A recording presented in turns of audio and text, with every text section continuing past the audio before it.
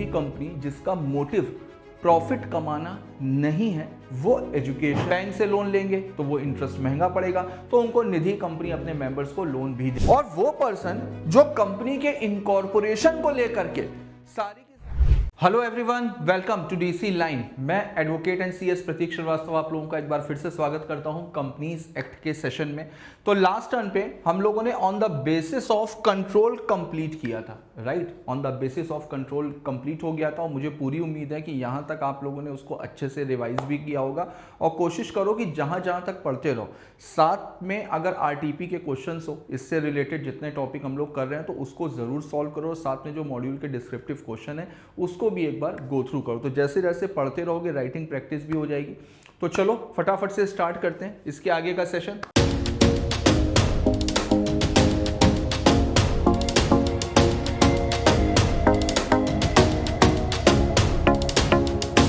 Next इसके बाद में आता है on the basis of access to capital, यानी कैपिटल के अकॉर्डिंग कंपनी कितने तरह की होती है, कैपिटल को एक्सेस करने के अकॉर्डिंग कंपनी कितने तरह की होती है। तो सबसे पहले आती है लिस्टेड कंपनी। लिस्टेड कंपनी का मतलब ऐसी कोई भी कंपनी जो किसी रिकॉग्नाइज्ड स्टॉक एक्सचेंज में लिस्टेड है, ऐसी कोई भी कंपनी जिसकी सिक्योरिटीज किसी रिकॉग्नाइज्ड स्टॉक एक्सचेंज में लिस्टेड है, ऐसी कंपनी को बोला जाता है लिस्टेड कंपनी। मेरी बात समझ में आई? ऐसी कोई भी कंपनी जिसकी सिक्योरिटीज किसी रिकॉग्नाइज्ड स्टॉक एक्सचेंज में लिस्टेड है। तो यहां पर दो वर्ड सबसे ज्यादा इंपॉर्टेंट है, एक तो रिकॉग्नाइज्ड स्टॉक एक्सचेंज और दूसरा सिक्योरिटीज। तो रिकॉग्नाइज्ड स्टॉक एक्सचेंज का मतलब क्या हुआ? ऐसे स्टॉक एक्सचेंज जिसको गवर्नमेंट ने मान्यता दी हुई है, रिकॉग्नाइज्ड किया हुआ है। For example national stock exchange, Bombay stock exchange. Securities, securities की अपने आप में एक अलग डेफिनेशन है। सिक्योरिटीज की जो डेफिनेशन है ना, वो सिक्योरिटीज कॉन्ट्रैक्ट रेगुलेशन एक्ट 1956 है, उसमें दी हुई है। तो उसमें जितने भी नंबर ऑफ इन्वेस्टमेंट कह लो या नंबर ऑफ इंस्ट्रूमेंट कह लो, तो जितने भी इंस्ट्रूमेंट सिक्योरिटीज की डेफिनेशन में कवर है वो सारे के सारे सिक्योरिटीज माने जाते हैं। तो नॉर्मली हम लोगों को लगता है कि केवल शेयर, डिबेंचर, बॉन्ड यही सारी चीजें सिक्योरिटीज होती, नहीं। सिक्योरिटीज की डेफिनेशन बहुत बड़ी है। तो आप ध्यान रखना कि ऐसी कोई भी कंपनी जिसकी सिक्योरिटीज और वो वाली सिक्योरिटीज जो सिक्योरिटीज की डेफिनेशन में आती हैं वो किसी रिकॉग्नाइज्ड स्टॉक एक्सचेंज में लिस्टेड है तो उसको बोला जाएगा लिस्टेड कंपनी। तो देखते हैं, as per definition given in the section 2 clause 52 of the Companies Act 2013, it is a company which has any of its securities listed on any recognized stock exchange. देखिए, provided that such class of companies which have listed or intend to list such class of securities as may be prescribed in consultation with the SEBI shall not be considered as listed company. अब बहुत सारी securities ऐसी होती हैं जो आपने उसको list तो करवा लिया है स्टॉक एक्सचेंज में, उसको आपने लिस्ट तो करवा लिया स्टॉक एक्सचेंज में सेबी की परमिशन लेकर के, लेकिन हो सकता है कि गवर्नमेंट आपको लिस्टेड कंपनी ना माने। जैसे आपने कोई भी शेयर्स लिस्ट नहीं करवाए हैं, आपने कोई भी बॉन्ड या कोई भी प्रेफरेंस शेयर या कोई भी डीवीआर लिस्ट नहीं करवाया है, आपने सिंपल केवल एक नॉन कन्वर्टेबल डिवेंचर इशू किए, एनसीडी इशू किए और एनसीडी को स्टॉक एक्सचेंज में लिस्ट करवा लिया। अब इसके अलावा और कोई भी सिक्योरिटी आपकी लिस्ट नहीं है, तो वहां पर हो सकता है गवर्नमेंट आपको लिस्टेड कंपनी ना माने। मेरी बात समझ में आ रही है? तो अगर किसी ने कुछ टाइप ऑफ सिक्योरिटीज हैं उनको अगर लिस्ट करवाया है with the consultation of securities SEBI, तो हो सकता है कि गवर्नमेंट आपको वहां पर लिस्टेड कंपनी ना माने। तो देखिए, whereas the word securities as per the section 2 clause 81 of the Companies Act 2013 has been assigned the same meaning as defined in clause H of section 2 of the Securities Contract Regulation Act 1956। तो section 2 clause H में of SCRA यानी securities contract regulation है, उसमें जो definition दी है securities की section 2 clause H में, same वही डेफिनेशन है section 2 clause 81 of the companies act में सिक्योरिटीज की। तो दोनों जगह पर सिक्योरिटीज की डेफिनेशन सेम होगी। आगे देखते हैं। अब नेक्स्ट देखिए, एग्जांपल भी इसमें दिया हुआ है। Scan steel roads limited is a public limited company whose shares are listed in the stock exchange Kolkata.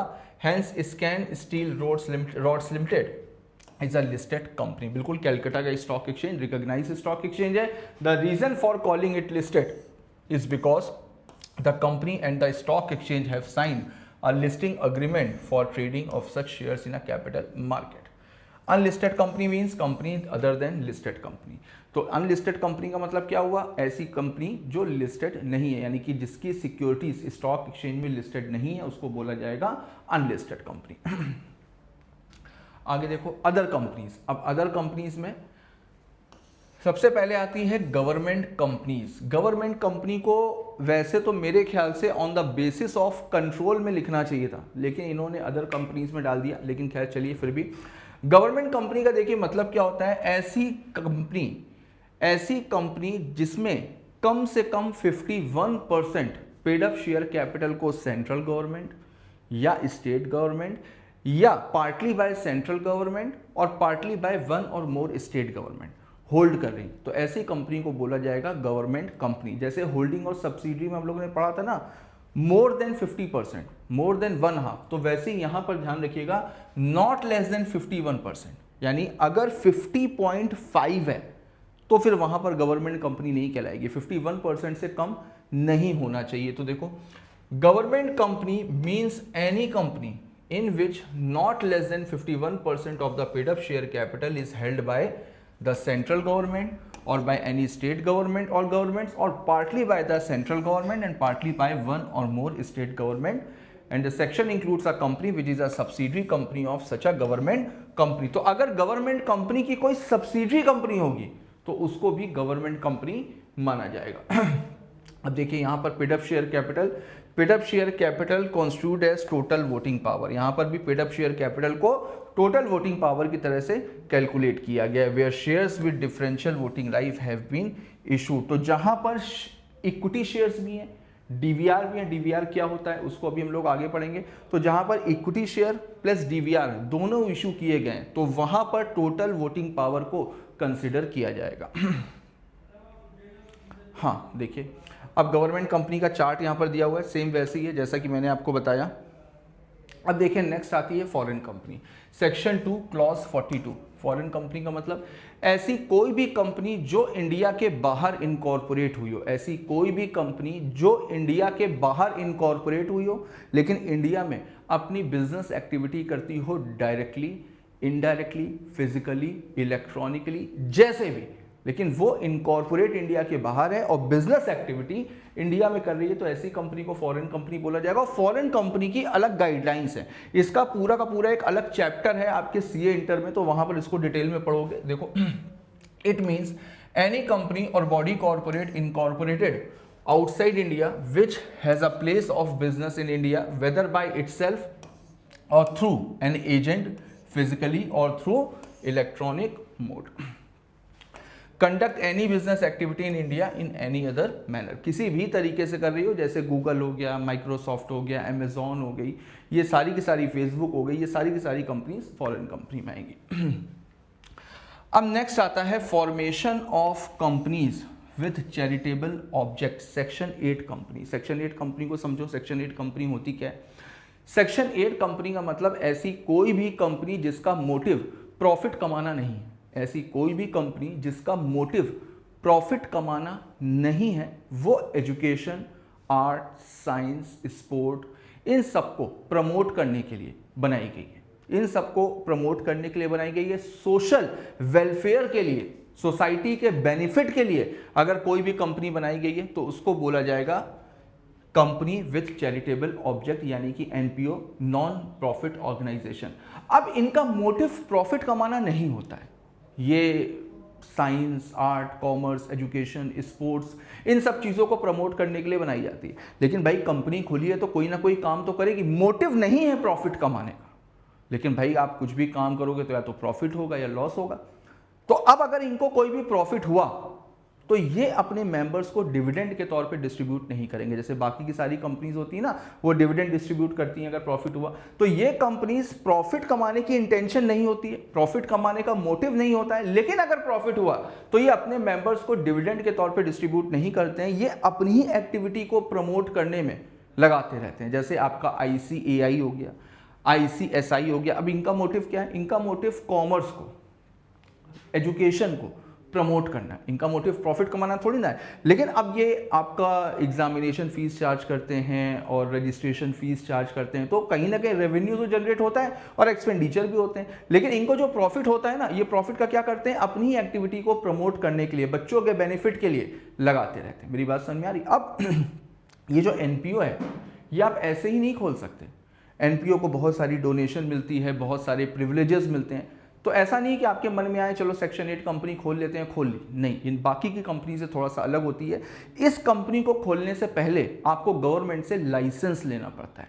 पहले आप लाइसेंस के लिए अप्लाई करोगे, उसके बाद में आप कंपनी के इनकॉर्पोरेशन का प्रोसेस करोगे। मेरी बात समझ में आ रही है? क्यों भाई, मान लीजिए कि आपने कंपनी पहले इनकॉर्पोरेट कर ली और फिर लाइसेंस के लिए अप्लाई किया और गवर्नमेंट ने लाइसेंस देने से मना कर दिया, अब आप क्या करोगे? कंपनी तो इनकॉर्पोरेट हो चुकी है, कुछ ना कुछ तो करना पड़ेगा। तो इस वजह से पहले आपको लाइसेंस के लिए अप्लाई करना पड़ेगा।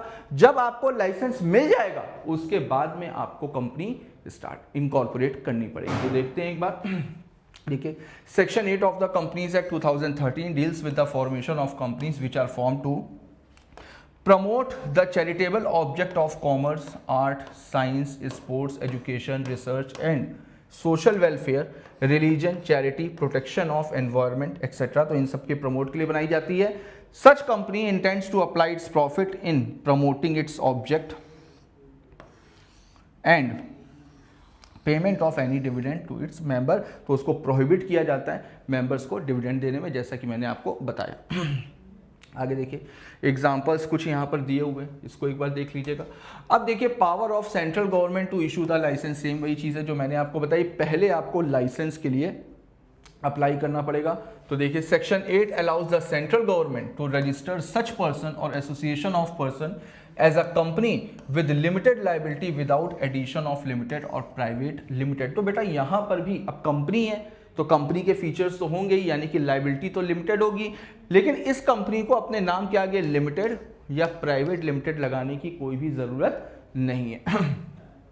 Bye issuing licence on such condition as it deems fit, और गवर्नमेंट उनको लाइसेंस इशू कर देगी और लाइसेंस के साथ में अगर कुछ टर्म्स और कंडीशंस इंपोज करनी है तो टर्म्स और कंडीशन गवर्नमेंट इंपोज कर सकती है। The registrar shell on application registered such person or association of person as a company under this section.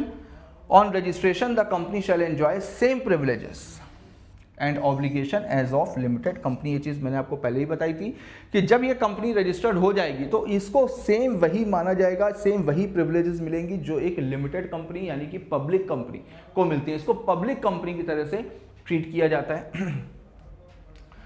अब देखो, रिवोकेशन ऑफ लाइसेंस। अब गवर्नमेंट ने लाइसेंस तो दे दिया, गवर्नमेंट ने लाइसेंस तो दे दिया और लाइसेंस के साथ में गवर्नमेंट ने कुछ टर्म्स और कंडीशन भी लगाई, लेकिन अगर आपने उन टर्म्स और कंडीशंस को फॉलो नहीं किया या आपने एनपीओ की आड़ में कुछ भी गलत काम किया या आपने एनपीओ को मिसयूज करने की कोशिश करी, प्रॉफिट अर्न करने की कोशिश करी, प्रॉफिट का मिसयूज किया, रेवेन्यू का मिसयूज किया, जो एनपीओ को प्रिविलेजेस मिलती हैं उसका मिसयूज किया, तो उस सिचुएशन में रजिस्ट्रार के पास में बहुत सारे राइट्स होते हैं, गवर्नमेंट के पास में बहुत सारे राइट्स होते हैं। वहां पर अगर गवर्नमेंट आपको लाइसेंस इशू कर सकती है तो आपके लाइसेंस को कैंसिल भी कर सकती है। तो देखिए, द सेंट्रल गवर्नमेंट में by order revoke the licence of the company where the company contravenes any of the requirement or the conditions of this section subject to which a license is issued or where the affairs of the company are conducted fraudulently or violative the object of the company or prejudicial to the public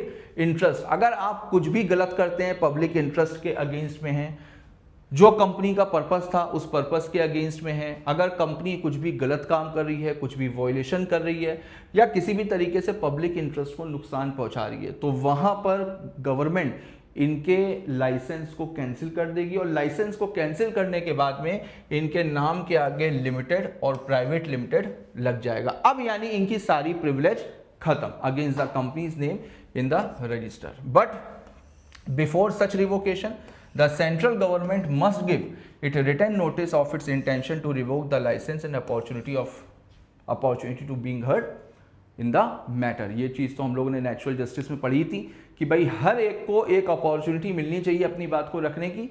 तो registrar यहाँ पर notice भेजेगा, उसके बाद में ये इनको एक अपॉर्चुनिटी मिलेगी अपनी बात को रखने की। अगर इन्होंने अपनी बात से सेटिस्फाइड कर लिया तो बहुत अच्छी बात है, अदरवाइज फिर इनके लाइसेंस को रिवोक करके इनके नाम के आगे लिमिटेड या प्राइवेट लिमिटेड लगा दिया जाएगा। आगे देखो ऑर्डर ऑफ सेंट्रल गवर्नमेंट। अब जहां पर इनका लाइसेंस कैंसिल हुआ, अब लाइसेंस तो कैंसिल हो गया है लेकिन कंपनी तो इनकॉर्पोरेट है ना। लाइसेंस रिवोक होने का मतलब ये थोड़ी ना कि कंपनी भी रिवोक हो गई या कंपनी भी बंद हो गई। भाई अभी तो लाइसेंस रिवोक हुआ है, अब देखते हैं कंपनी का क्या होगा।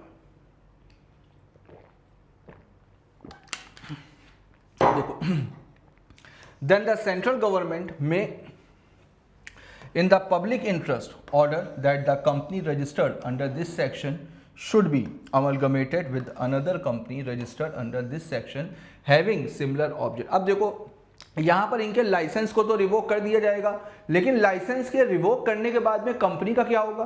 तो अगर कोई दूसरी कंपनी है जो सेम ऑब्जेक्ट सेम पर्पस के लिए इनकॉर्पोरेट करी गई है, फॉर्म करी गई है, तो हो सकता है कि इस कंपनी को उस कंपनी के साथ में मर्ज कर दिया जाए। देखो to form a single company with such constitution, properties, power, rights, interest, authorities and privileges and with such liabilities, duties and obligation as may be specified in order और द कंपनी भी wound up. तो वहाँ पर उसको उठा करके मर्ज कर दिया जाएगा, उसकी सारी प्रॉपर्टी, सारे राइट्स, जितने भी बेनिफिट हैं, हर एक चीज़ सामने वाली कंपनी के पास में ट्रांसफ़र हो जाएगी। अगर ये चीज़ पॉसिबल नहीं हुई तो फिर उठा करके उस कंपनी को बंद कर दिया जाएगा, वाउंड अप कर दिया जाएगा।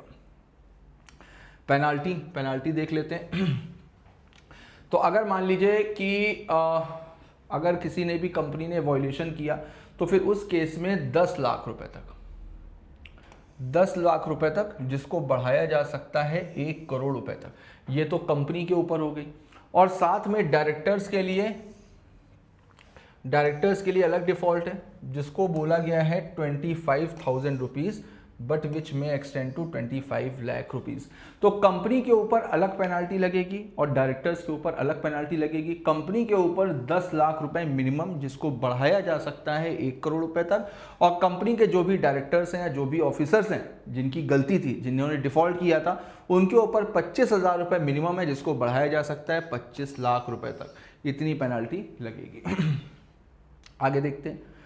अब देखो provided that when it is proved that the affairs of the company were conducted fraudulently, every officer, section 447 बेटा एक फ्रॉड का सेक्शन है, इसको आप पढ़ोगे सीए इंटर में। इसमें इम्प्रिजनमेंट के भी प्रोविजन है, फाइन के भी प्रोविजन है और बहुत सख्त प्रोविजन है। ठीक है, तो यहां पर अगर एनपीओ का मिसयूज किया गया या सेक्शन 8 का वॉयलेशन हुआ, सेक्शन 8 कंपनी ने कोई भी वॉयलेशन किया है या फ्रॉड करने के पर्पज से इनकॉर्पोरेट करी गई है, तो वहां पर जितने भी कंपनी के ऑफिसर्स हैं उनके ऊपर सेक्शन 447 अप्लाई होगा। अब आगे देखो सेक्शन 8 कंपनी के कुछ सिग्निफिकेंट पॉइंट्स हैं, तो देख लेते हैं। सेम वही है जो अभी हम लोग पढ़ करके आए हैं। तो form for the promotion of commerce, art, science, religion, charity, requirement of minimum share capital does not apply, uses its profit for the promotion of the objective which is it is formed। तो अपने profit को हमेशा अपनी ही activity में लगाती रहेगी। Dividend कभी भी डिक्लेयर नहीं करेगी। स्पेशल लाइसेंस मिलता है, स्पेशल लाइसेंस के बाद ही कंपनी अपना बिजनेस स्टार्ट करेगी। लिमिटेड और प्राइवेट लिमिटेड अपने नाम के आगे नहीं लगाएगी। लाइसेंस को रिवोक किया जा सकता है अगर टर्म्स और कंडीशंस का वॉयलेशन हुआ। उसके बाद में अब जब लाइसेंस रिवोक हो जाएगा तो कंपनी का क्या होगा। तो कंपनी सेंट्रल गवर्नमेंट ऑर्डर दे सकती है कि भाई अपना स्टेटस चेंज करो, अपना नाम चेंज करो। नाम चेंज कैसे करो, या तो लिमिटेड वर्ड लगाओ या प्राइवेट लिमिटेड वर्ड लगाओ, या वाइंड अप कर दिया जाएगा, खत्म कहानी, या उसको अमलगमेट कर दिया जाएगा। ठीक है, अगर सिग्निफिकेंट पॉइंट ही सारे पढ़ लो ना तो उसके सारे प्रोविजन आपके क्लियर हो जाते हैं। देखो can call it's general meeting by giving a 14 days notice instead of 21 days। Normal जो कंपनीज होती हैं ना, जो ऑर्डिनरी कंपनीज होती हैं, उनको हर साल अपनी एजीएम करनी होती है। ठीक है, एजीएम भी होती है, ईजीएम भी होती है। तो इनको मीटिंग होने से पहले, जो मेंबर्स की मीटिंग होती है, मेंबर्स की मीटिंग होने से पहले 21 क्लियर डेज का नोटिस भेजना पड़ता है। लेकिन यहाँ पर केवल 14 दिन का नोटिस भेजना होगा। बाकी की ऑर्डिनरी कंपनीज के लिए 21 डेज है, इनके लिए 14 डेज है, यानी कि 14 दिन पहले आपको नोटिस भेजना पड़ेगा, ठीक है। Requirement of minimum number of director, independent director इनके ऊपर अप्लाई नहीं होता है। नॉर्मल कंपनीज के ऊपर इंडिपेंडेंट डायरेक्टर की भी लिमिट है, डायरेक्टर्स की भी लिमिट है, इनके ऊपर ये अप्लाई नहीं होता है। जो लिस्टेड कंपनीज होती हैं, जो बड़ी कंपनीज होती हैं, उनको nomination and remuneration committee, share holder relationship committee को मेंटेन करना होता है, इनको भी इसकी भी कोई ज़रूरत नहीं होती है। नॉर्मली कोई भी कंपनी, नॉर्मली किसी भी कंपनी में कोई भी पार्टनरशिप फर्म मेंबर नहीं बन सकती। क्यों नहीं बन सकती? क्योंकि partnership firm separate legal entity नहीं होती, पार्टनरशिप फर्म की कॉन्ट्रेक्चुअल कैपेसिटी नहीं होती है। लेकिन हाँ, एनपीओ में पार्टनरशिप फर्म मेंबर बन सकती है। Partnership firm can be a member of section 8 company. आगे देखते हैं। सेम वही चीज है, ठीक है, तो सेम वही चीज है, इसको आप एक बार देख लेना। आगे देखते हैं। हाँ, अब देखो नेक्स्ट आता है dormant company, section 455। Dormant company का देखो मतलब क्या होता है। जैसे मान लो कि मुझे कोई बिजनेस स्टार्ट करना है 4 साल बाद। मान लेते हैं कि टेलीकम्युनिकेशन का, टेलीकॉम का बिजनेस मुझे 5 साल बाद स्टार्ट करना है, मेरे पास 5 साल बाद पैसा आने वाला है। तो अब मुझे ये पता है कि मेरा बिजनेस 5 साल बाद होगा, लेकिन अचानक से गवर्नमेंट ने लाइसेंस के लिए बिड्स बुलाई। अब बिजनेस मुझे करना है 5 साल बाद, लेकिन गवर्नमेंट अभी लाइसेंस इशू कर रही है। अब अगर मैंने अभी लाइसेंस के लिए अप्लाई नहीं किया तो हो सकता है कि जब मेरी कंपनी इनकॉर्पोरेट हो तब मेरे को लाइसेंस मिले ही ना, और आज मेरे को लाइसेंस मिलने की पूरी उम्मीद है। अब मैं क्या करूंगा? वहां पर कंपनीज एक्ट 2013 आपको ये ऑप्शन देता है कि अगर आपको फ्यूचर में बिजनेस करना है, ठीक है, आप कॉपीराइट, ट्रेडमार्क, लाइसेंस इन सबको सिक्योर्ड करने के लिए अगर आपको कंपनी इनकॉर्पोरेट करनी पड़ रही है तो कोई दिक्कत वाली बात नहीं है, आप कंपनी को इनकॉर्पोरेट कर लें। अब दिमाग में आएगा बिजनेस करेंगे 5 साल बाद, कंपनी आज ही इनकॉर्पोरेट कर लें। बिल्कुल आज इनकॉर्पोरेट कर लो। क्यों? क्योंकि आप कंपनी इनकॉर्पोरेट करोगे, कंपनी के नाम से कॉपीराइट, पेटेंट, ट्रेडमार्क, लाइसेंस के लिए अप्लाई करो। जब लाइसेंस, कॉपीराइट, पेटेंट, ट्रेडमार्क जो कुछ भी है वो मिल जाए, उसके बाद में आप कंपनी को डोरमेंट डिक्लेयर करा दो। उसके बाद कंपनी को आप डोरमेंट डिक्लेयर करा दो। डोरमेंट का मतलब होता है इनएक्टिव, इनएक्टिव करा दो। और जब आपके पास में पैसा आ जाएगा तो उसको दोबारा से एक्टिव करा लेना। तो इससे क्या होगा कि आपने जो भी इंटेलेक्चुअल प्रॉपर्टी या जो भी लाइसेंस लेना है वो भी ले लिया, और बिना वजह आपको 5 साल तक कंपनी को रन करने की जरूरत भी नहीं पड़ी। तो जनरली जिन लोगों के पास में फ्यूचर प्रोजेक्ट्स होते हैं अपने कॉपीराइट, पेटेंट, ट्रेडमार्क इन सब के लिए, वो लोग फ्यूचर प्रोजेक्ट्स के लिए, इन सब चीज़ों के लिए कंपनी इनकॉर्पोरेट करते हैं, फिर उसके बाद में उसको डोरमेंट डिक्लेयर कराते हैं, और फिर जब उनको बिजनेस स्टार्ट करना होता है तो उसको दोबारा से एक्टिव करा लेते हैं। कोई भी कंपनी इनएक्टिव अपनी मर्जी से भी हो सकती है, और उसको इनएक्टिव किया भी जा सकता है। जहां पर आपकी मर्जी नहीं पूछी जाएगी, आपको कर दिया जाएगा। तो देखते हैं एक बार section 455, where a company is formed and registered under this act for a future project और टू होल्ड एन एसेट और इंटेलेक्चुअल प्रॉपर्टी। एसेट का मतलब अभी मैंने आपको लाइसेंस का एग्जांपल दिया, और इंटेलेक्चुअल प्रॉपर्टी का मतलब copyright, patent, trademark, and has no significant accounting transaction, और उसने कोई भी सिग्निफिकेंट अकाउंटिंग ट्रांजैक्शन नहीं किए। क्या होते हैं सिग्निफिकेंट अकाउंटिंग ट्रांजैक्शन, उसको भी आगे देखते हैं। Such a company or an inactive company may make an application to the registrar। अब आप यहां पर ROC को एप्लीकेशन दोगे in such manner as may prescribe for obtaining the status of a dormant company। आप डोरमेंट कंपनी का status ले सकते। इनएक्टिव कंपनी देखिए, इनएक्टिव कंपनी का मतलब सेम वही है, अगर 2 सालों से आपने कोई भी सिग्निफिकेंट अकाउंटिंग ट्रांजेक्शन नहीं किए हैं, या फिर लगातार 2 साल आपने कोई भी फाइनेंशियल स्टेटमेंट और एनुअल रिटर्न्स फाइल नहीं किए, तो अगर ये फाइल नहीं किए तो फिर आपसे पूछा नहीं जाएगा, आपकी कंपनी को इनएक्टिव कर दिया जाएगा। या फिर आपने पिछले 2 सालों में कोई भी सिग्निफिकेंट अकाउंटिंग ट्रांजैक्शन नहीं किए, किसी भी तरीके के बिजनेस और ऑपरेशंस नहीं किए, तो वहां पर आपकी कंपनी को इनएक्टिव डिक्लेयर कर दिया जाएगा। सिग्निफिकेंट अकाउंटिंग ट्रांजैक्शन का मतलब क्या होता है? सिग्निफिकेंट अकाउंटिंग ट्रांजैक्शन का मतलब होता है इन 4 ट्रांजैक्शंस को छोड़ करके इन 4 ट्रांजैक्शंस को छोड़ करके आपने और कोई भी ट्रांजैक्शन नहीं किया। क्यों? क्योंकि ये 4 ट्रांजैक्शन तो करने ही पड़ेंगे आपको ना भाई। अगर आप कंपनी इनकॉर्पोरेट कर रहे हो तो ये 4 ट्रांजैक्शन तो आपको करने ही करने हैं, लेकिन इन चारों के अलावा आपने कोई और ट्रांजैक्शन ना किया हो। देखते हैं कौन कौन सा। अब भाई अगर आप कंपनी इनकॉर्पोरेट करोगे तो रजिस्ट्रार को फीस तो दोगे ही दोगे, है ना। दूसरा, अब आप जो भी कंपनीज एक्ट की रिक्वायरमेंट है, जैसे डिजिटल सिग्नेचर लेना है उसकी फीस है, डिन लेना है किसी डायरेक्टर को उसकी फीस है। तो भाई जो एक्ट की रिक्वायरमेंट को पूरा करने के लिए, एक्ट की रिक्वायरमेंट को पूरा करने के लिए अगर आपने कोई भी पेमेंट करी है तो वो तो आपको देनी पड़ेगी। भाई कंपनी इनकॉर्पोरेट करी है, मेंबर्स तो होंगे ही होंगे, तो शेयर्स तो अलॉट करने ही पड़ेंगे, अलॉटमेंट ऑफ शेयर्स हो गई होगा। दूसरा, अब भाई अगर कंपनी खोली है, ऑफिस है, उसके रिकॉर्ड्स वगैरह तो मेंटेन आपको करने ही पड़ेंगे। तो यहां पर इन चारों को छोड़ करके कंपनी ने और कोई भी काम ना किया हो। आगे देखते हैं। अब निधि कंपनी देखो, निधि कंपनी क्या होती है? निधि कंपनी का मतलब आप ऐसे समझो, एक तरीके से अपने मेंबर्स की सेविंग की हैबिट को प्रमोट करने के लिए जो कंपनी बनाई जाती है उसको बोला जाता है निधि कंपनी। तो देखो, इन दिस सेक्शन, निधि और mutual benefit society means a company which the central government में by notification in the official gazette declare to be Nidhi और mutual benefit society as a case may be. Nidhi companies are created mainly for cultivating the habit of thrift and saving among its member. तो अपने members की saving की आदत को promote करने के लिए जो कंपनी बनाई जाती है उसको बोलते हैं निधि कंपनी। अब मेंबर्स को, अगर मेंबर्स इसमें धीमे धीमे करके पैसा जमा करते हैं, जब मेंबर्स को लोन की जरूरत होती है तो बाहर से अगर बैंक से लोन लेंगे तो वो इंटरेस्ट महंगा पड़ेगा, तो उनको निधि कंपनी अपने मेंबर्स को लोन भी दे देती है, लेकिन अपने मेंबर्स के लिए ही काम करेगी, अपने मेंबर्स को ही लोन देगी, अपने मेंबर्स का ही अकाउंट खोलेगी। आउटसाइडर्स आर नॉट अलाउड, है ना। अब देखो, पब्लिक फाइनेंशियल इंस्टीट्यूशन।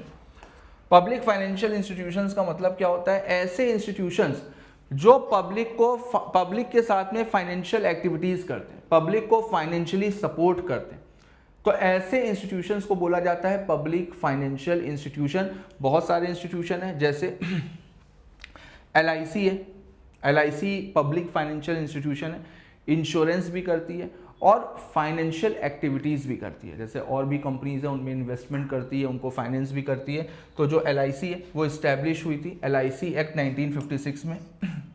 उसके बाद में the infrastructure development finance company IDFC। उसके बाद में specified company referred in the unit trust of India.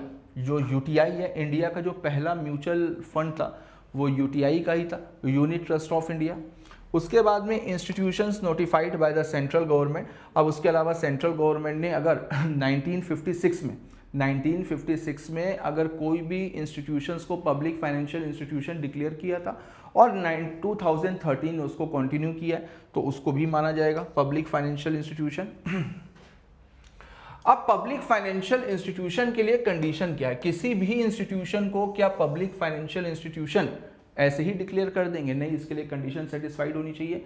सबसे पहले तो इट हैज बीन एस्टैब्लिश्ड और constituted by under any central और state act other than this act और द प्रीवियस कंपनीज लॉ।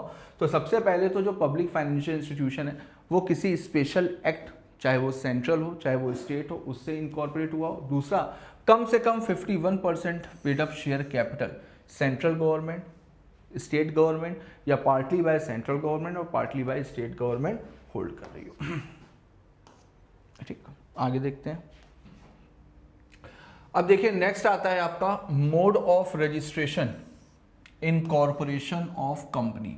जब आप CA इंटर में आ जाओगे ना, तो ये अपने आप में एक पूरा का पूरा चैप्टर है इनकॉर्पोरेशन ऑफ कंपनी। वहाँ पर आप बहुत डिटेल में पढ़ने वाले हो, लेकिन यहाँ पर इसका बस केवल एक इंट्रोडक्टरी पार्ट दिया हुआ है। ठीक है, मैं इसी वजह से स्टूडेंट्स को बोलता हूँ कि केवल जो CA फाउंडेशन है ना, CA फाउंडेशन करके आप CA नहीं बनोगे। CA फाउंडेशन नाम में ही जुड़ा हुआ है फाउंडेशन, ये आपके फाउंडेशन को स्ट्रॉन्ग करता है। फाउंडेशन में अगर आपने कंपनी लॉ को बहुत अच्छे से किया है तो आप यकीन मानो, आज अगर मैं इतना पेन ले करके आप लोगों के लिए कंपनीज एक्ट मॉड्यूल से करवा रहा हूँ तो ये केवल एग्जाम के लिए नहीं करवा रहा हूँ कि आपका एग्जाम अच्छा हो। एग्जाम में तो ये पूछा ही जाएगा 14 से 20 नंबर का, लेकिन सबसे इंपॉर्टेंट चीज़ है कि CA इंटर में बेटा बहुत फायदा मिलने वाला है। अगर आपने मॉड्यूल से पूरा पढ़ा हुआ है कंपनी लॉ सीए फाउंडेशन में, तो इसका बहुत बड़ा फायदा आपको मिलेगा सीए इंटर में। तब सीए इंटर में आप याद रखोगे कि हाँ सर आपने बहुत अच्छा किया था कि आपने एंड मूवमेंट पर मॉड्यूल से करवाया, तो एग्जाम में भी बेनिफिट हुआ और पूरे सीए इंटर में भी हमको फायदा मिल रहा है ना। इसी वजह से मैं इसको डिटेल में करवा रहा हूं।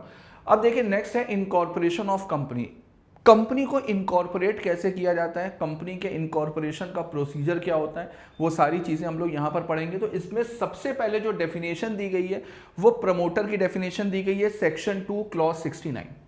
सेक्शन 2 क्लॉज 69 में प्रमोटर को डिफाइन किया गया है। टर्म प्रमोटर होता कौन है, अगर आम शब्दों में बात करें, एक लेमैन के पॉइंट ऑफ व्यू से अगर बात करें तो प्रमोटर होता कौन है, वो पर्सन जिसके दिमाग में सबसे पहला आइडिया आता है कंपनी को फॉर्म करने का, बिजनेस करने का, बिजनेस को कंपनी के प्लेटफॉर्म पे लाने का। वो पर्सन जिसके दिमाग में सबसे पहले आइडिया आता है कंपनी को फॉर्म करने का, उसको बोला जाता है प्रमोटर ऑफ कंपनी। और वो पर्सन जो कंपनी के इनकॉर्पोरेशन को लेकर के सारी की सारी लीगल फॉर्मेलिटीज को पूरा करता है, कैपिटल अरेंज करना, कंपनी का नाम देखना, कंपनी की जितनी भी लीगल फॉर्मेलिटीज हैं उनको देखना, कंपनी का ऑफिस देखना, कंपनी के मेंबर्स को ढूंढना, ये जितने भी काम होते हैं ना स्टार्टिंग के, तो जो पर्सन ये सारे के सारे काम करता है उसको बोला जाता है प्रमोटर। एक्सेप्ट अगर कोई भी पर्सन प्रोफेशनल कैपेसिटी में काम कर रहा है। प्रोफेशनल कैपेसिटी का मतलब, अब जैसे अगर मान लो कि मुझे कंपनी फॉर्म करनी है, तो अब मान लीजिए कि मैं सीए नहीं हूँ, सीएस नहीं हूँ, मेरे को कुछ नहीं पता, बस मुझे इतना पता है कि मेरे को कंपनी बनानी है। अब कंपनी बनानी है, मैं किसी सीए, सीएस, एडवोकेट, सीएमए के पास में जाऊँगा और उससे बोलूँगा कि भाई मुझे कंपनी इनकॉर्पोरेट करनी है, क्या करना है।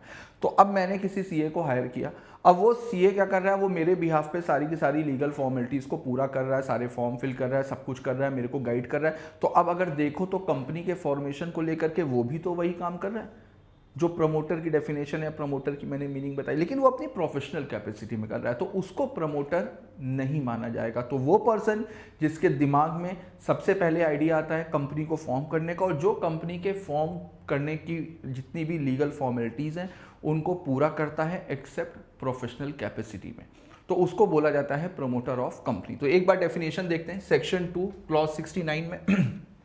अब सबसे पहले बेटा ये देखना, यहां पर 3 पॉइंट्स लिखे हुए हैं, ए, बी, सी। वैसे तो हालांकि डेफिनेशन एग्जाम में पूछी नहीं जाती है, लेकिन तो भी मैं आपको बता रहा हूं, एक चीज ध्यान रखिएगा, ये जो 3 पॉइंट्स है ना, ए, बी, सी, ये बेटा सीक्वेंस में ही याद रखना। यानी ए में जो पॉइंट लिखा हुआ है ये ऐसे ही याद रखना, बी में जो पॉइंट लिखा हुआ है ये ऐसे ही याद रखना, सी में जो पॉइंट लिखा हुआ है ये भी ऐसे ही याद रखना। ये मत करना कि ए वाला पॉइंट बी में लिख दिया, बी वाला पॉइंट सी में लिख दिया, सी वाला पॉइंट ए में लिख दिया, ये मत करना। क्यों? उसके पीछे वजह देखो, ये है सेक्शन 2 क्लॉज 69, और ये जो ए, बी, सी है ना, ये सब क्लॉज है बेटा। अब आप इसका अगर सीक्वेंस बिगाड़ दोगे ना, ये नॉर्मल पॉइंट नहीं है, ये सब क्लॉजेस हैं। अगर सब क्लॉज का सीक्वेंस आप बिगाड़ दोगे तब तो आपने एक्ट की डेफिनेशन ही चेंज कर दी, क्योंकि इसकी जो डेफिनेशन है वो है सेक्शन 2 क्लॉज 69 सब clause A, sub clause 2, sub clause 3। देखो लॉ को पढ़ने का एक तरीका होता है, ठीक है, और अपन लोगों को ड्राफ्टिंग पे, लिखने पे भी फोकस करना है, इस वजह से मैं आपको ये चीज़ बता रहा हूँ। अगर एग्जाम में सपोज करो पूछ भी ली जाए डेफिनेशन और आपको सीक्वेंस में याद नहीं है, आपको पॉइंट्स तो याद आ रहे हैं कि यार मैं अपने मन से बना करके तीनों पॉइंट्स लिख लूंगा, लेकिन सीक्वेंस याद नहीं है, तो उस जगह पर बेटा आप क्या करना, आप ए बी सी 1 2 3 ये सब मत डालना, केवल एक बुलेट बना देना या एरो बना देना या स्टार बना देना, कुछ भी बना देना, ऐसे करके लिख देना। मेरी बात समझ में आ रही है ना? चलो एक बार देखते हैं। तो सेक्शन 2 क्लॉज 69 सब क्लॉज ए क्या बोलता है, who has been named as such in a prospector और is identified by the company in the annual return refer to section 92। तो यहां पर जो प्रमोटर की डेफिनेशन दी गई है सेक्शन 2 क्लॉज 69 सब क्लॉज ए में, वो ये बताती है कि ऐसा पर्सन जिसका नाम प्रोस्पेक्टस में एज अ प्रमोटर लिखा हो, ऐसा पर्सन जिसको कंपनी के एनुअल रिटर्न में, एनुअल रिटर्न हर एक कंपनी को सेक्शन 92 के अंडर हर साल अपना एनुअल रिटर्न फाइल करना पड़ता है, तो एनुअल रिटर्न में जिसको प्रमोटर बोला गया है उसको बोला जाएगा प्रमोटर ऑफ कंपनी। तो जिसका नाम कंपनी के प्रोस्पेक्टस में, जब कंपनी आईपीओ एफपीओ लेकर के आती है तो प्रोस्पेक्टस इशू करती है, तो उसमें प्रमोटर का नाम लिखा जाता है, दूसरा एनुअल रिटर्न में। सब क्लॉज बी देखते हैं क्या बोलता है, who has control over the affairs of the company, directly और indirectly, whether as a shareholder, director और अदरवाइज। अब अगर रियलिटी में मेरे से पूछो ना कि प्रमोटर होता कौन है, तो बेटा जो प्रमोटर होता है वो कंपनी को फॉर्म करता है। अब प्रमोटर ने कंपनी को फॉर्म तो कर दिया, लेकिन ये जो प्रमोटर की कोई डेजिग्नेशन नहीं है, प्रमोटर बस एक डेफिनेशन में है। लेकिन अगर कंपनी में आपने सुना होगा सीएफओ सुना होगा, सीईओ सुना होगा, डायरेक्टर सुना होगा, मैनेजिंग डायरेक्टर सुना होगा, होल टाइम डायरेक्टर सुना होगा, इंडिपेंडेंट डायरेक्टर सुना होगा, प्रमोटर कोई डेजिग्नेशन नहीं होती। प्रमोटर का काम उस दिन खत्म हो जाता है जिस दिन कंपनी इनकॉर्पोरेट हो जाती है। जिस दिन कंपनी इनकॉर्पोरेट हुई उस दिन प्रमोटर खत्म। प्रमोटर का नाम कहीं नहीं, बस प्रमोटर का नाम एनुअल रिटर्न और प्रोस्पेक्टस में आएगा, बाकी कहीं नहीं आता। अब प्रमोटर का होगा क्या, उसने तो मेहनत करके कंपनी फॉर्म करी है। तो बेटा कंपनी में दो ही लोग सबसे ज्यादा इंपॉर्टेंट होते हैं, या तो वो शेयर होल्डर्स या बोर्ड ऑफ डायरेक्टर। अब प्रमोटर क्या करेगा, प्रमोटर या तो शेयर होल्डर बन जाएगा या वो डायरेक्टर बन जाएगा। भाई अगर पैसा है उसके पास में तो वो शेयर होल्डर भी बनेगा, क्योंकि कंपनी के शेयर्स लेने के लिए आपको पैसा चाहिए। तो अगर पैसा है तो वो शेयर होल्डर बन जाएगा। कंपनी, अब प्रमोटर के दिमाग में आइडिया आया है कंपनी को फॉर्म करने का, तो भाई बिजनेस कैसे करना है ये प्रमोटर से बेहतर कौन जानता होगा। और कंपनी में जो डे टू डे एक्टिविटी है वो करता कौन है, बोर्ड ऑफ डायरेक्टर्स करते हैं, ये मैंने आपको बताया हुआ है। तो भाई डे टू डे एक्टिविटी भी बहुत इंपॉर्टेंट है, तो वो डायरेक्टर बन जाएगा।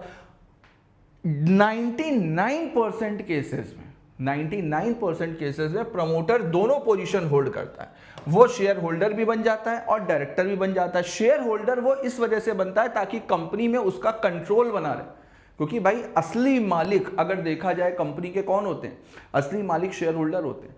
अगर प्रमोटर शेयर होल्डर नहीं बना तो कंपनी के पास से कंट्रोल उसका गया, फिर वो मजदूर बन करके केवल बोर्ड ऑफ डायरेक्टर्स के डे टू डे वर्क ही करता रहेगा, फिर कंपनी में उसकी कोई पूछ नहीं होगी। पूछ तो होती है शेयर होल्डर से, तो वो वहां पर शेयर होल्डर भी बनता है और डायरेक्टर भी बनता है। शेयर होल्डर बनता है ताकि कंपनी में मेरा कंट्रोल बना रहे। डायरेक्टर ये इस वजह से बनता है क्योंकि प्लान किसका है, प्रमोटर का, तो सही तरीके से एग्जीक्यूशन भी तो प्रमोटर ही कर सकता है ना, तो इस वजह से वो बोर्ड ऑफ डायरेक्टर भी बनता है। तो यहां पर जो सब क्लॉज बी है, सब क्लॉज बी क्या बोलता है कि वो पर्सन जो डायरेक्टली या इनडायरेक्टली कंपनी के ऊपर पूरा कंट्रोल रखता है, भले ही वो शेयर होल्डर के तौर पर हो या फिर डायरेक्टर के तौर पे हो या किसी दूसरी पोजीशन पे हो, लेकिन उसका कंट्रोल कंपनी के ऊपर होता है। मेरी बात समझ में आ रही है। अब सब क्लॉज सी देखो क्या बोलता है, in accordance with whose advice, directions और instructions the board of director of the company is accustom to act. भाई प्रमोटर है, उसने मेहनत करी है, पैसा लगाया है, कंपनी को फॉर्म किया है, तो जिसके इंस्ट्रक्शंस को बोर्ड ऑफ डायरेक्टर्स फॉलो करते हैं उसको बोला जाता है प्रमोटर। मेरी बात समझ में आई। तो प्रमोटर की डेफिनेशन एक बार फटाफट से याद रखते हैं, सेक्शन 2 क्लॉज 69 के सब clause A, sub clause B, sub clause C, ये 3 सब क्लॉज हैं।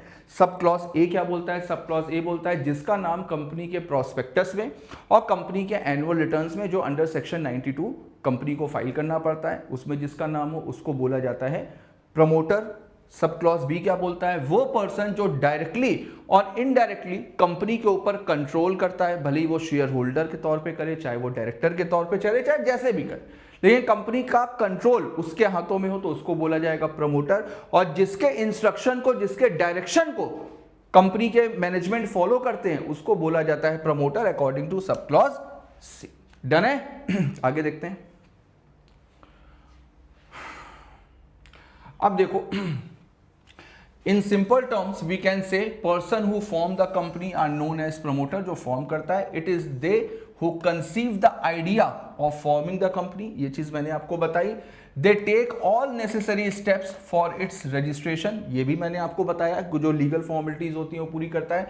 It should however be noted that person acting only in a professional capacity. देखो यही चीज मैंने आपको बताई कि यहां पर उन पर्सन को इंक्लूड नहीं किया जाएगा जो प्रोफेशनल कैपेसिटी के तौर पे काम करते हैं, जैसे सॉलिसिटर हो गए, अकाउंटेंट हो गए, बैंकर हो गए, सीए हो गए, सीएस हो गए, ये इन सब।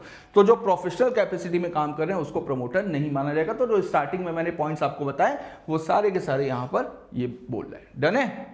अब उसके बाद में आता है formation of company. Formation of company, company को फॉर्म कैसे किया जाता है, तो देखो यहां पर ये सबको बात पता है कि अगर कोई प्राइवेट कंपनी है तो प्राइवेट कंपनी में कम से कम 2 मेंबर्स होने चाहिए कंपनी को फॉर्म करने के लिए। पब्लिक कंपनी है तो पब्लिक कंपनी के केस में कम से कम 7 लोग होने चाहिए कंपनी को फॉर्म करने के लिए।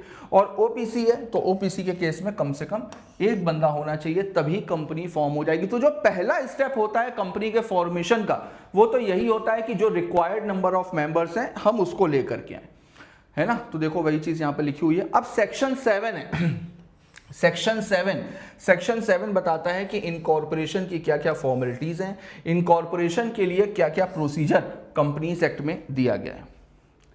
तो सबसे पहले तो देखिए रजिस्ट्रार को कौन कौन से डॉक्यूमेंट्स फाइल करने पड़ते हैं, कब कब फाइल करना पड़ता है। तो देखो for the registration of the company following documents and information are required to be filed with the registrar within whose jurisdiction the registered office of the company is proposed to be situated। तो सबसे पहले तो हम ये decide करेंगे कि हमें अपना ऑफिस कहां पर खोलना है, क्योंकि जिस स्टेट में आपको शहर का नाम नहीं पता है कोई दिक्कत नहीं है, आपको मोहल्ले का नाम नहीं पता है कोई दिक्कत नहीं है, आपको लोकल एरिया का नहीं पता है कोई दिक्कत नहीं, बस आपको स्टेट पता होना चाहिए। क्यों? क्योंकि आरओसी स्टेट वाइज होती है, हर एक स्टेट की एक आरओसी होती है। हालांकि अब मेंशन हो गया है कुछ स्टेट्स में अब 2 आरओसी हैं, लेकिन सबसे पहले आपको यह पता होना चाहिए कि आप कौन से स्टेट में बिजनेस करोगे। तो जिस स्टेट में बिजनेस करोगे वहां की आरओसी को आपको अपने सारे डॉक्यूमेंट्स सबमिट करने होंगे और अपने रजिस्ट्रेशन का प्रोसेस वहां पर आपको करवाना होगा। तो सबसे पहले तो memorandum of association and article of association होना चाहिए, जिसमें सारे के सारे सब्सक्राइबर साइन करेंगे। ठीक। दूसरा, जो लोग कंपनी को फॉर्म कर रहे हैं लीगल कैपेसिटी में, लीगल कैपेसिटी का मतलब हो गया एडवोकेट हो गए, चार्टर्ड अकाउंटेंट हो गए, वो लोग डिक्लेरेशन करते हैं। और साथ में जो कंपनी के डायरेक्टर्स होते हैं और जो कंपनी के पहले मेंबर्स होते हैं, जो सब्सक्राइबर है ना बेटा, इन सब्सक्राइबर्स को बोला जाता है first members of company. First members of company. तो देखो a declaration by person who is engaged in the formation of the company and advocate, chartered accountant, cost accountant और कंपनी सेक्रेटरी इन प्रैक्टिस, क्योंकि company को form करने में यही लोग help करते हैं। अब भाई देखो इनकी भी रिस्पॉन्सिबिलिटी, ऐसा नहीं कि आप जो है सीए बन गए तो आप किसी भी कंपनी को फॉर्म कर लोगे, कंपनी के डॉक्यूमेंट्स पूरे हों, कंपनी की इन्फॉर्मेशन, नहीं, आपकी भी रिस्पॉन्सिबिलिटी बनती है। और इसी वजह से यहाँ पर ये चीज़ दी गई, आप सीए बनोगे, आपके पास में लोग आएंगे कंपनी को फॉर्म करने के लिए, तो वहाँ पर आपको सारे डॉक्यूमेंट्स का वेरिफिकेशन करवाना पड़ेगा, पूरी वेरिफिकेशन करना पड़ेगा कि सारी इंफॉर्मेशन सही है या नहीं है। क्यों? क्योंकि अगर कुछ भी गड़बड़ हुई तो पकड़ा आपको भी जाएगा। क्यों पकड़ा जाएगा? क्योंकि आपने इनकॉर्पोरेशन के समय में डिक्लेरेशन दी है। आपने ये डिक्लेरेशन दी है, कौन सी डिक्लेरेशन दी है कि भाई हमने सब कुछ चेक कर लिया है, जितना हमारी नॉलेज में सारी की सारी इंफॉर्मेशन ट्रू एंड फेयर है। जब आप ये डिक्लेरेशन दे रहे हो तो इसका मतलब आपने वेरीफाई किया होगा ना। और अगर वेरीफाई नहीं किया, जरा से भी लापरवाही हुई, तो वहां पर जो प्रोफेशनल कैपेसिटी में काम कर रहे हैं उनको भी पकड़ा जाएगा। तो इस वजह से डिक्लेरेशन देनी पड़ती है, तो इस वजह से बहुत सोच समझ करके काम करना पड़ता है। और देखो and by a person named in the article as a director, manager, secretary of the company, that all the requirements of this act and the rules made thereunder in respect of registration and matters precedent or incidental thereto have been complied with। सारे rules and regulation हमने follow किए हैं, जो भी companies act की guidelines हैं उन पूरी गाइडलाइंस को हमने फॉलो किया है। ये पूरी की पूरी डिक्लेरेशन आपको देनी पड़ेगी, जो प्रोफेशनल कैपेसिटी में उनको भी, जो कंपनी के फर्स्ट मेंबर हैं उनको भी, और जो कंपनी के डायरेक्टर हैं उनको भी मेंशन करनी पड़ेगी। देखो अब देखो,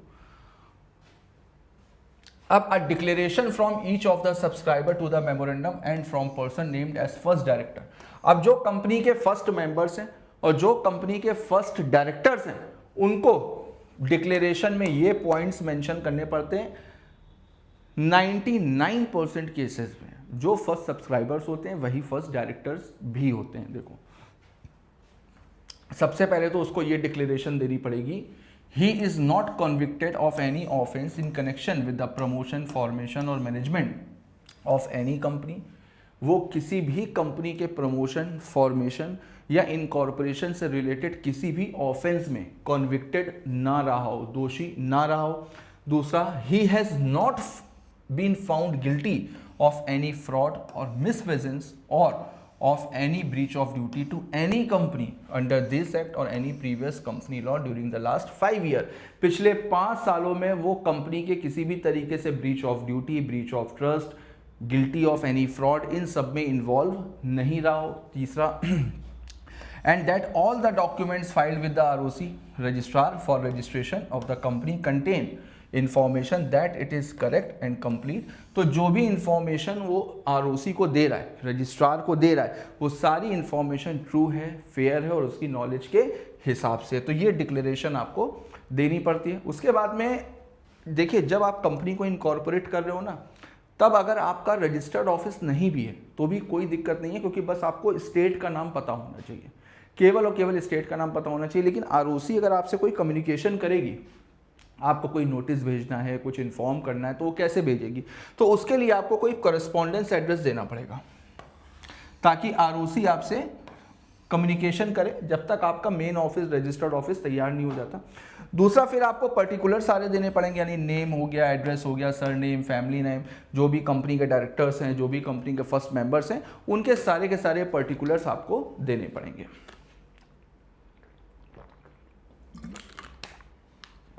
आगे देखते हैं। अब उसके बाद में सेम वही चीज़ है, वो पहले वाली लाइन थी वो फर्स्ट मेंबर्स के लिए थी, नहीं सब्सक्राइबर के लिए, ये डायरेक्टर्स के लिए सारी चीज़ें हैं ना। उसके लिए एड्रेस प्रूफ, ID प्रूफ, ये सारी चीज़ें देनी पड़ेंगी। उसके बाद में the particulars of the interest of person mentioned in the article as the first director of the company in other forms or body corporate along with their consent to act as director of the company in such form and manner as may be prescribed। अब देखो, जो company में first director बन रहे हैं वो अगर किसी भी फर्म में पार्टनर्स हैं, किसी भी दूसरी बॉडी कॉर्पोरेट में, या जैसे कि LLP है तो LLP में पार्टनर है, किसी दूसरी कंपनी में डायरेक्टर की पोजीशन पर है, तो वो सारी पोजीशन आपको डिस्क्लोज करनी पड़ेगी, अपने सारे इंटरेस्ट को डिस्क्लोज करना पड़ेगा। क्यों डिस्क्लोज करना पड़ेगा, क्यों बताना पड़ेगा? देखो, उसके पीछे भी लॉजिक है। अब आप सोचो, कंपनी तो एक आर्टिफिशियल पर्सन होती है, कंपनी का दिमाग, कंपनी के सेंसेस कौन होता है? डायरेक्टर होते हैं। तो भाई डायरेक्टर का ईमानदारी से काम करना जरूरी है।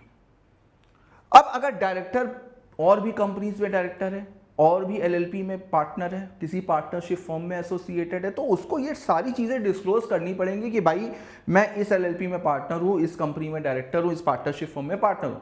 क्यों? क्योंकि कल को अगर उसने डिस्क्लोज नहीं किया और कंपनी ने LLP के साथ में कोई भी ट्रांजैक्शन किया, तो हो सकता है कि यार ये अपने आप को बेनिफिट देने के लिए काम कर रहा हूँ, अपने आप को प्रॉफिट पहुँचाने के लिए काम कर रहा हूँ। तो ये तो गलत है, क्योंकि कंपनी में पैसा किसका लगा हुआ है? शेयर होल्डर का। तो इस वजह से ऐसे डायरेक्टर्स को बोला जाता है इंटरेस्टेड डायरेक्टर। तो डायरेक्टर्स को अपना हर इंटरेस्ट डिस्क्लोज करना पड़ता है कंपनी में, है ना। और शुरुआत में ही कर देंगे। देखो, इस तरीके के ट्रांजैक्शंस प्रोहिबिटेड नहीं होते, गलत नहीं होते, लेकिन कंपनी आपके ऊपर इतना ट्रस्ट कर रही है, आप कंपनी के एजेंट के तौर पे काम कर रहे हो, तो आपको सारी बातें डिस्क्लोज करनी चाहिए ना। तो वही चीज़ है यहाँ पर। देखो, तो particulars provided in this provision shall be of the individual subscriber and not of the professional engaged in the incorporation of the company, the company's incorporation rules 2014। अब देखो, इशू ऑफ सर्टिफिकेट। अब जब कंपनी इनकॉर्पोरेट हो जाएगी, तो उसके बाद में सर्टिफिकेट ऑफ इनकॉर्पोरेशन इशू किया जाएगा। जब सारी फॉर्मेलिटीज आप पूरी कर दोगे, सर्टिफिकेट ऑफ इनकॉर्पोरेशन एक कंक्लूसिव एविडेंस होता है, फाइनल एविडेंस होता है। सर्टिफिकेट ऑफ इनकॉर्पोरेशन में जो कुछ भी इंफॉर्मेशन दी हुई है वही हमेशा सच मानी जाएगी। सर्टिफिकेट ऑफ इनकॉर्पोरेशन के बाद में कंपनी की एग्जिस्टेंस के ऊपर कोई भी क्वेश्चन नहीं उठा सकता। जैसे ही सर्टिफिकेट ऑफ इनकॉर्पोरेशन इशू होगा, कंपनी के सारे फीचर्स अप्लाई हो जाएंगे, कंपनी की कॉन्ट्रेक्चुअल कैपेसिटी आ जाएगी, कंपनी उसके बाद में अपना बिजनेस कर सकती है, कॉन्ट्रैक्ट मेंटर कर सकती है, प्रॉपर्टी ले सकती है, capacity to sue and be sued, हर एक चीज़, जितने भी फीचर्स आपने पढ़े हैं वो सारे के सारे फीचर्स एप्लीकेबल हो जाते हैं। तो देखो, the registrar on the basis of document and information filed shall register all the documents and information in register and issue a certificate of incorporation in the prescribed form to the effect that the proposed company is incorporated under this act। अब हर एक company का अपना एक CIN होता है। CIN का मतलब होता है कॉर्पोरेट आइडेंटिटी नंबर। जो कॉर्पोरेट आइडेंटिटी नंबर होता है ना, वो अगर आप कहीं पर भी डालोगे कंपनी की पूरी हिस्ट्री ज्योग्राफी निकल करके आ जाएगी, और जो कंपनी का सर्टिफिकेट ऑफ इनकॉर्पोरेशन है वहीं पर ही सिन मेंशन होता है कॉर्पोरेट आइडेंटिटी नंबर। देखो, on and from the date mention in the certificate of incorporation, the registrar shall allot to the company a corporate identity number which shall be a distinct identity of the company and which shall also be included in the certificate। certificate में ये mention होगा। अब उसके बाद में जब आपकी company incorporate हो जाएगी तो इनकॉर्पोरेशन के समय में आपने जो भी डॉक्यूमेंट्स वगैरह, जो भी चीज़ें या जो भी फॉर्मेलिटीज़ वगैरह सबमिट करी हैं, वो सब कुछ आपको संभाल करके रखना पड़ेगा अपने रजिस्टर्ड ऑफिस में। देखो, the company shall maintain and preserve at its registered office copies of all documents and information as originally filed till its dissolution under this act। तो जब तक कंपनी जिंदा है, जिंदा है का मतलब जब तक कंपनी डिसॉल्व नहीं हो जाती तब तक ये सारी की सारी फॉर्मेलिटीज आपको रखनी पड़ेंगी। अब देखिए नेक्स्ट है फर्निशिंग ऑफ फॉल्स और इनकरेक्ट इन्फॉर्मेशन और suppression of material fact at the time of incorporation. अगर कुछ भी गलत इन्फॉर्मेशन दी है, कोई भी फ्रॉड किया है, कोई भी किसी भी इंपॉर्टेंट फैक्ट को अगर छुपाया है तो फिर उस केस में क्या होगा। देखो, if any person furnishes any false or incorrect particulars of any information or suppress any material information of which he is aware in any of the documents filed with the registrar in relation to the registration of company, he shall be liable for action for fraud।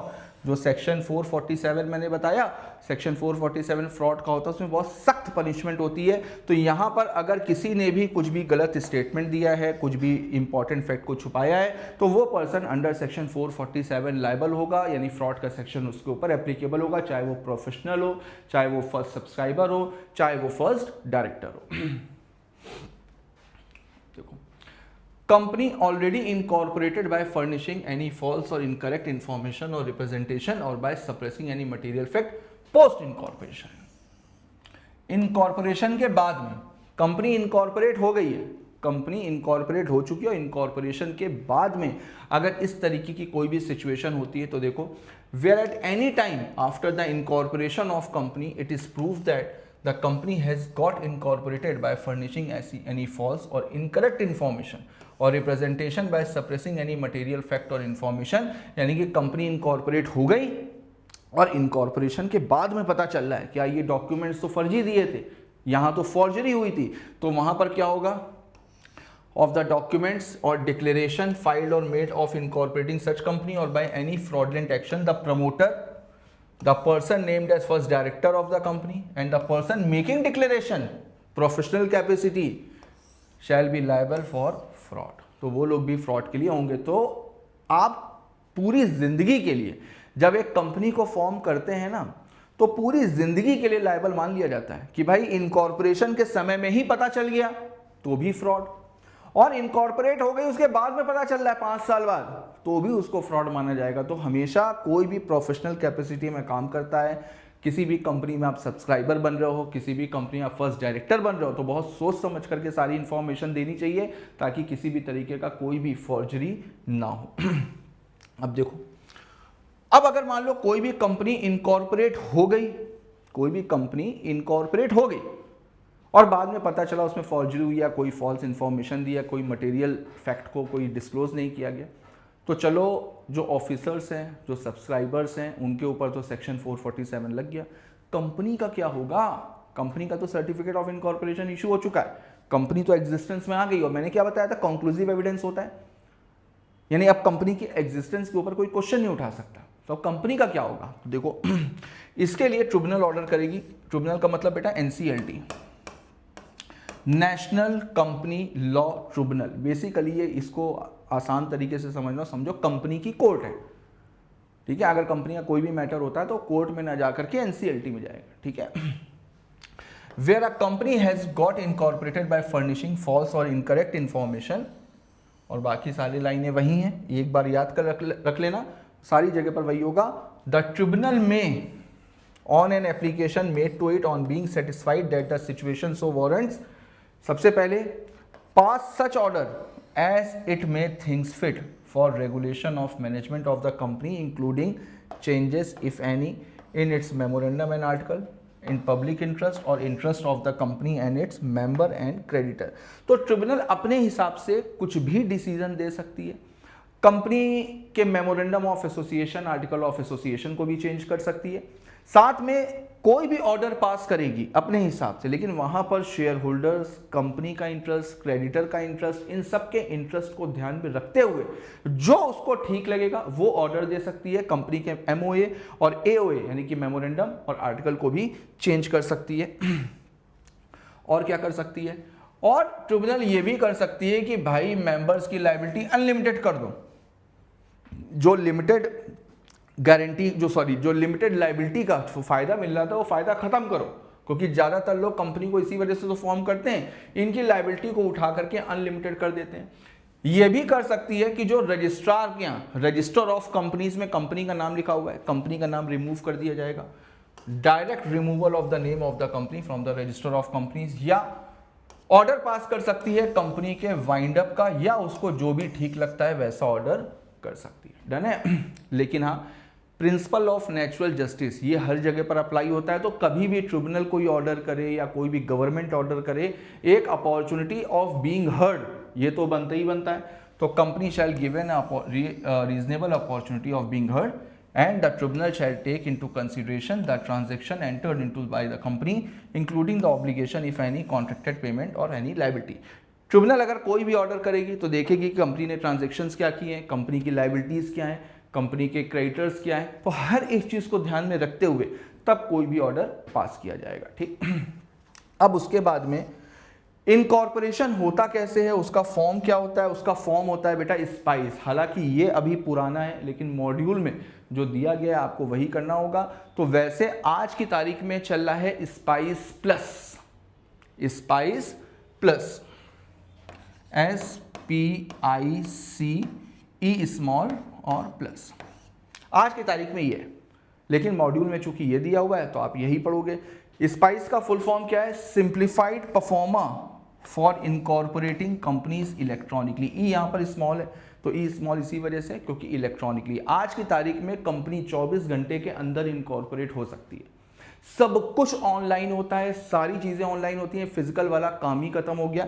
तो इस वजह से ministry of corporate affairs ने ease of doing business के तहत, ease of doing business के चलते हुए सारी चीजों को सिंप्लीफाइड किया है और सारी कंपनी के जितने भी फॉर्मेशन के फॉर्म्स हैं वो सारे के सारे ऑनलाइन कर दिए। अब इफेक्ट ऑफ रजिस्ट्रेशन, ये बेटा आप खुद पढ़ना, ये मैंने आपको बता दिया है कि जैसे ही कंपनी इनकॉर्पोरेट होती है, सर्टिफिकेट ऑफ इनकॉर्पोरेशन इशू होता है, जो डेट उसमें लिखी होती है उस डेट में कंपनी एग्जिस्टेंस में आ जाती है। कंपनी के जितने भी फीचर्स होते हैं, चाहे वो परपेचुअल सक्सेशन हो, capacity to sue and be sued हो, कंपनी की कॉन्ट्रेक्चुअल कैपेसिटी है, कंपनी प्रॉपर्टी खरीद सकती है, कुछ भी, ये जितने भी फीचर्स आपने पढ़े हैं ये सारे के सारे फीचर्स कंपनी के ऊपर एप्लीकेबल हो जाते हैं। फिर कंपनी के एग्जिस्टेंस के ऊपर कोई भी क्वेश्चन नहीं उठा सकता। देखो यहाँ पर एक केस दिया हुआ है, from the date of incorporation mentioned in the certificate the company becomes a legal person separate from its incorporator, यानी कंपनी अलग हो जाती है और प्रमोटर अलग हो जाते हैं जो डेट सर्टिफिकेट ऑफ इनकॉर्पोरेशन में गिवन है। And there comes into existence a binding contract between the company and its member as evidence by the memorandum and article of association. बिल्कुल जैसे ही कंपनी इनकॉर्पोरेट होती है वैसे ही प्रमोटर अलग और company अलग। अब बेसिकली मेंबर्स कंपनी के लिए बाउंड हो जाते हैं, कंपनी मेंबर्स के लिए बाउंड हो जाती है। क्यों? क्योंकि दोनों के बीच में एक तरीके का कॉन्ट्रैक्ट होता है। जो मेमोरेंडम ऑफ एसोसिएशन को सब्सक्राइब करते हैं ना, सब्सक्राइब करने का मतलब क्या है? कंपनी और मेंबर के बीच में कॉन्ट्रैक्ट हो रहा है तो उस कॉन्ट्रैक्ट से दोनों लोग बाइंड होंगे। ठीक है, तो उसी तरीके का सेम केस लॉ है। इसको एक बार पढ़ना, ना समझ में आए तो फिर एक बार मेरे से पूछना। दोनों सेम वैसे ही हैं कि जैसे ही कंपनी इनकॉर्पोरेट होती है कंपनी में सारे फीचर्स आ जाएंगे और जो कॉर्पोरेट विल हम लोगों ने पढ़ा हुआ है वो कॉर्पोरेट विल अप्लाई हो जाएगा। ठीक, अब देखो यहां पर आओ, effect of memorandum, effect of memorandum of association and article of association. देखो आज की तारीख में सबसे पहले तो ये समझो कि subscription of memorandum of association होता क्या है। सब्सक्राइबर ऑफ मेमोरेंडम जो सब्सक्राइबर्स ऑफ मेमोरेंडम है ये है क्या। देखो इसको इस तरीके से समझो, अगर आज की तारीख में मुझे कंपनी इनकॉर्पोरेट करनी है, ठीक है, मैं आपके पास में आया, मैंने अपना बिजनेस का प्लान बताया, मैंने बोला आप कंपनी में इन्वेस्ट करोगे, आप कंपनी में मेंबर बनोगे, आपने बोल दिया हाँ सर बिल्कुल बनेंगे। मैंने पूछा कि आप 20 लाख रुपए चाहिए, 20 लाख के शेयर्स लोगे, आपने कहा बिल्कुल ले लेंगे, कोई दिक्कत। अब मैंने आपके भरोसे पे, आपके एक ओरल कमिटमेंट पे मैंने कंपनी को इनकॉर्पोरेट कर दिया। अब जब कंपनी फॉर्म हो गई तो मैं आपके पास में आया, मैंने बोला कि आपने प्रॉमिस किया था 20 लाख के शेयर्स लेंगे, आप कंपनी के मेंबर बनोगे, आप ले लो। कंपनी फॉर्म हो चुकी, आपने मना कर दिया। अब मैं क्या करूंगा, किसके पास जाऊंगा, और कंपनी का क्या होगा, पैसे तो है नहीं, आपने तो मना कर दिया। ये चीज एक बहुत बड़ा रिस्क फैक्टर है, क्योंकि अगर एक बार कंपनी इनकॉर्पोरेट हो गई तब तो भाई कानून की नजर में एक पर्सन अराइज हो गया है, एक पर्सन फॉर्म हो गया है। अब उस पर्सन का क्या होगा, तो ये चीज अब क्या होता है कि अब मेमोरेंडम ऑफ एसोसिएशन में सब्सक्राइबर जो होते हैं ना वो अपने साइन कर देते हैं इनकॉर्पोरेशन से पहले ही। इनकॉर्पोरेशन से पहले वो लोग क्या साइन करते हैं, उस साइन का मतलब होता है बेटा एक तरीके का प्रॉमिस। ध्यान से समझना, subscription of memorandum of association होता क्या है। Subscription of memorandum of association एक प्रॉमिस होता है बिटवीन कंपनी एंड मेंबर या सब्सक्राइबर। जो सब्सक्राइबर है उसके बीच में क्या प्रॉमिस होता है, मेंबर कंपनी को प्रॉमिस करता है कि जब कंपनी फॉर्म होगी, जब कंपनी इनकॉर्पोरेट होगी तो वो कंपनी के इतने नंबर ऑफ शेयर्स को खरीदेगा, वो प्रॉमिस करता है। अब वो उसने प्रॉमिस किया राइटिंग में। राइटिंग में कैसे किया कि जब मेमोरेंडम ऑफ एसोसिएशन को सब्सक्राइब करते हैं ना, उसमें सब्सक्राइबर का नाम, एड्रेस, यानी कि जितने भी पर्टिकुलर्स हैं वो, सबसे इंपॉर्टेंट चीज नंबर ऑफ शेयर, किस प्राइस पे ले रहा है वो, और साथ में बेटा विटनेस, एक गवाह भी होगा जो गवाह साइन करेगा कि वो गवाह ये बताएगा कि मेरे सामने इन्होंने यहां पर साइन किए हैं। और सॉरी, यहां पर एक कॉलम और होगा साइन का, जो सब्सक्राइबर है वो यहां पर साइन करेगा और विटनेस इस बात की गवाही देगा कि इन्होंने मेरे सामने साइन किया था। हर तरीके से पूरी सिक्योरिटी करी गई है। क्यों? क्योंकि भाई कंपनी तो एक आर्टिफिशियल पर्सन है। आपने झूठ की वजह से, आपके झूठ के ऊपर भरोसा करने की वजह से अगर कंपनी फॉर्म हो गई तो ये कितना बड़ा सर का दर्द हो गया। अब कंपनी करेगी क्या, कोई कंपनी के पास तो कैपिटल है ही नहीं, कंपनी तो आपके पैसे के भरोसे स्टार्ट हो रही है, आपके पैसे के भरोसे इनकॉर्पोरेट हो रही है। तो अब आप अपनी बात से पीछे नहीं हट सकते। क्यों? क्योंकि आपने प्रॉमिस कर दिया है, वो भी राइटिंग में। अब अगर मान लीजिए कि अब अगर मेंबर अपनी बात से पीछे हटा, यानी कि उसने मेमोरेंडम ऑफ एसोसिएशन को सब्सक्राइब तो कर दिया, अब जब कंपनी फॉर्म हो गई और उससे बोला गया कि भाई आपने प्रॉमिस किया था कि आप इतने नंबर ऑफ शेयर आप खरीदोगे, इस प्राइस पर खरीदोगे, लो पैसे दो और शेयर्स हम आपको अलॉट कर रहे हैं। अब अगर वो मना करता है तो बेटा ये जो है, अब ये अमाउंट उसके लिए डेट बन जाएगा। अब ये अमाउंट उसके लिए डेट बन जाएगा और कंपनी के पास में पूरा राइट है कि कंपनी उसकी पर्सनल एसेट्स बेच करके ये अमाउंट रिकवर कर सकती है। अब ये प्रॉमिस हल्का फुल्का नहीं, आपको साइन करना चाहिए था, बहुत सोच समझ करके करना चाहिए था। अब ये आपके लिए पर्सनल डेट बन गया। अब अगर आप पीछे हटे कंपनी को पैसा देने से, तो फिर वहां पर कंपनी क्या कर सकती है, आपकी पर्सनल एसेट को बेच करके अपना ये पैसा रिकवर कर सकती है। क्योंकि कंपनी तो बिजनेस के लिए इनकॉर्पोरेट हुई है, उसको तो बिजनेस करने ही करना है, और बगैर, और कोई भी बिजनेस बगैर कैपिटल के हो ही नहीं सकता। और कैपिटल का तो प्रॉमिस आपने किया हुआ है, तो जब आपने किया हुआ है तो पैसा तो आपको देना पड़ेगा। यही होता है subscription of memorandum of association. Done है बेटा? ठीक है, तो देखते हैं एक बार। देखो यहां पर मैंने आपको बताया, all moneys payable by any member to the company under the memorandum और article shall be debt due from him to the company. फिर उस केस में वो पर्सनल डेट बन जाता है। अब जब कंपनी इनकॉर्पोरेट हो गई है, कंपनी फॉर्म हो चुकी है, तो वहां पर मेंबर बाउंड हो जाएगा कंपनी के लिए कि उसको शेयर्स लेने ही लेने, और कंपनी बाउंड होगी मेंबर्स के लिए। क्यों कंपनी बाउंड? इस वजह से होगी जब शेयर्स देगी तो भाई शेयर अगर दे रही है तो शेयर होल्डर के पास में राइट्स भी तो होते हैं ना, शेयर होल्डर के पास में राइट्स भी तो होते हैं। तो वहां पर कंपनी बाउंड हो जाएगी मेंबर्स के लिए और मेंबर्स बाउंड हो जाएंगे कंपनी के लिए। ठीक, तो आई होप इनकॉर्पोरेशन वाला टॉपिक आपका पूरा क्लियर हो गया होगा। ठीक है, तो चलिए अब इनकॉर्पोरेशन का टॉपिक आज कंप्लीट हुआ, उसके साथ में हम लोगों ने टाइप ऑफ कंपनीज को भी पूरा अच्छे से कंप्लीट किया। उसके बाद अब अपने बहुत छोटे छोटे से टॉपिक बचे और लास्ट में 3 डॉक्ट्रिन बची हुई हैं, ultra vires, constructive notice, indoor management और उसके जो केस लॉ हैं। तो चलिए फिर नेक्स्ट टर्न पर उसको भी कंप्लीट करेंगे और फटाफट से आपका कंपनीज एक्ट खत्म करते हैं। तो चलिए मिलते हैं नेक्स्ट टर्न पे, तब तक लिए all the best, goodbye and thank you.